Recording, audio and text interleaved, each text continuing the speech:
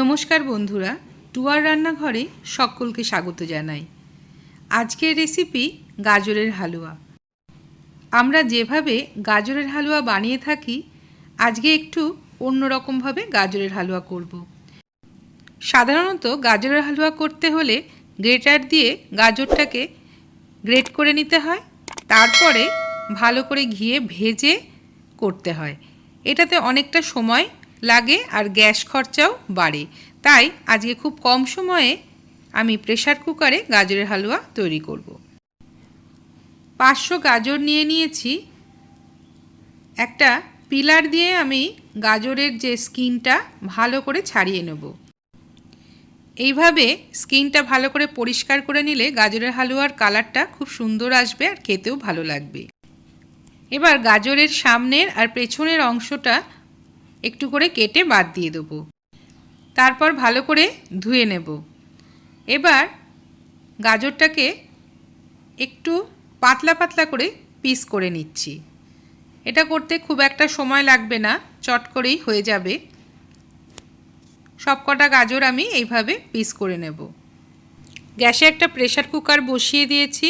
1 table spoon ঘি দিয়ে দিলাম আর 2টো ছোটো এলাচ ফাটিয়ে দিয়ে দেব। বেশ সুন্দর একটা গন্ধ বেরোলে গাজরগুলো দিয়ে দেব। মিডিয়াম ফ্লেমে গাজরগুলো 2 মিনিট নেড়ে চেড়ে নেব। হালকা একটু কালারটা চেঞ্জ হয়ে যাবে। মেজারমেন্ট কাপের 1 কাপ দুধ অর্থাৎ 250 ml দুধ দিয়ে দিলাম। ভালো করে একটু নেড়ে চেড়ে নেব। এবার প্রেসার কুকারের ঢাকনাটা বন্ধ করে দিচ্ছি। গ্যাসের ফ্লেমটা মিডিয়াম টু লো ফ্লেমে করে দেবো আর একটা সিটি দিয়ে নেব। সঙ্গে সঙ্গে প্রেসার কুকারের ঢাকনাটা খুলবো না, যতক্ষণ ভেপার থাকবে ততক্ষণ এটা রাখতে হবে। প্রেসারটা পুরোপুরি লুজ হয়ে গেলে তারপরে ঢাকনাটা খুলে দিয়েছি। এবার একটা হাতা বা ম্যাশার দিয়ে আপনারা এটাকে ভালো করে ম্যাশ করে নেবেন। আমি আবার গ্যাসটা অন করে দিলাম। এবার মিডিয়াম ফ্লেমে রেখে এটা নাড়তে থাকবো আর প্রেস করতে থাকবো, যাতে এটা অনেকটা পেস্ট হয়ে যায়। 3-4 মিনিট পর নাড়তে চাড়তে এটা অনেকটাই ঘন হয়ে গেছে। এবার দিয়ে দেবো 1 কাপ চিনি। চিনির পরিমাণটা আপনারা বাড়িয়ে কমিয়ে দিতে পারেন। ভালো করে আবার মিশিয়ে দেবো। এই পর্যায়ে আপনাদের বলে রাখি, আপনারা এই রকমভাবেও থিকনেসটা দেখে নামিয়ে নিতে পারেন।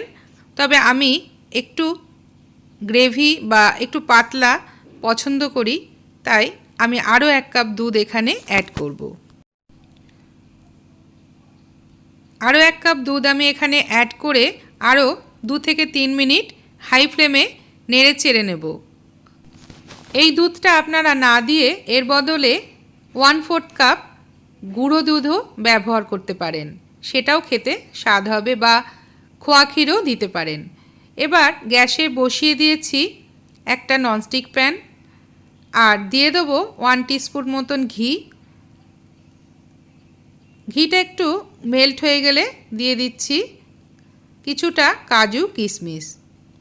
এটা গার্নিশ করার জন্য আর খেতেও স্বাদ লাগে। ভালো করে ঘি এটা ভেজে নিচ্ছি।